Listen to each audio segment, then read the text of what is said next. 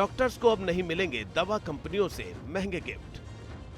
Free दवा के sample का भी डॉक्टरों को देना होगा हिसाब। सभी फार्मा कंपनियों के लिए कॉमन मार्केटिंग कोड जारी। कई डॉक्टर्स दवा कंपनियों से मिलने वाले महंगे गिफ्ट और विदेश यात्रा की आड़ में किसी खास कंपनी की ही दवाएं लिखने रखते हैं। मल्टीनेशनल दवा कंपनियों से होने वाली मोटी कमाई के लालच में नई दवाओं की टेस्टिंग के लिए इंसानी शरीर को दवाओं की प्रयोगशाला तक बना देते हैं।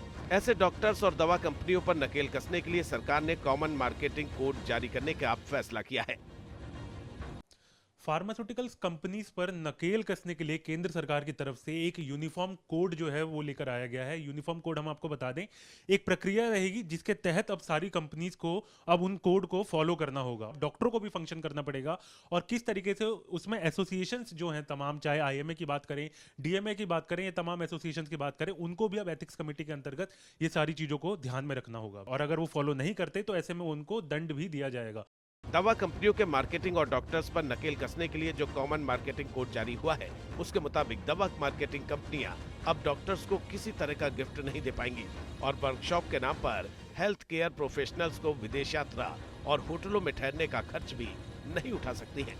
किसी भी तरह के गिफ्ट या व्यक्तिगत लाभ देने की पूरी तरह से मनाही है। ऐसे सभी प्रैक्टिस को कॉमन मार्केटिंग कोड के तहत गैर कानूनी माना जाएगा। धारणा है कि अगर ये दवाई कोई लिख रहा है तो उसका किसी फार्मास्यूटिकल से अटैचमेंट है कि वो उसको कुछ मिलेगा। तो ज़्यादातर डॉक्टर, ब्लैक शिप्स तो हर एक जगह होते हैं, पर ज़्यादातर डॉक्टर, मेरा मत है कि दवाइयाँ वही लिखते हैं कि जिससे मरीज को फ़ायदा हो। विशेष तौर पर प्राइवेट हॉस्पिटल या प्राइवेट प्रैक्टिस करने वाले डॉक्टर लोगों को दवाओं के पर्चे पर ब्रांडेड या महंगी दवाइयां लिखते हैं, जिसकी वजह से दवा कंपनियां अपनी दवाओं को प्रमोट करने के लिए डॉक्टर्स को महंगे गिफ्ट देती हैं। साथ ही दवाओं के फ्री सैंपल भी देती हैं और कई बार डॉक्टर्स को मुफ्त की विदेश यात्रा भी करवाती है। कोविड के दौरान एक सबसे पॉपुलर हुई खास दवा की जांच से खुलासा हुआ था कि दवा को प्रमोट करने की सबसे बड़ी वजह दवा कंपनी ने मार्केटिंग के बहाने डॉक्टरों को अनुचित लाभ मुहैया करवाया था। बहुत जल्द डॉक्टर दवा के पर्चे पर सिर्फ सस्ती दवाएं या उनके जेनेरिक नाम ही लिख सकेंगे। डॉक्टर्स को जेनेरिक नेम या ब्रांडेड लिखने में कोई ऐसी आपत्ति नहीं है, या होनी भी नहीं चाहिए।